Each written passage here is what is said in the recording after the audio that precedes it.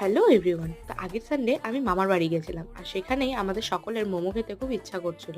তাই আমরা রেডি হয়ে ঝটপট বেরিয়ে পড়লাম মোমো ডেটে। রাস্তায় বেরিয়ে দেখি রাস্তা পুরো ফাঁকা, যেহেতু তখনই সন্ধে হয়েছে আর শীতকালও চলে এসছে।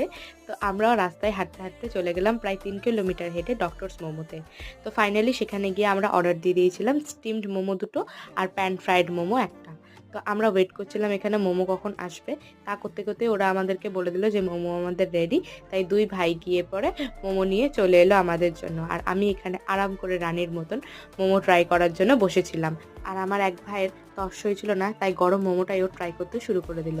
তারপরে আমিও এইদিকে মোমো ট্রাই করছিলাম। আর সত্যি বলতে মোমোটা অসাধারণ ছিল। তবে প্যান ফ্রাইড মোমোটা বেশি টেস্টি ছিল স্টিমড মোমোর থেকে। আর এদিকে আমরা তারপরে হাঁটতে হাঁটতে একটু চাও খেয়ে নিলাম।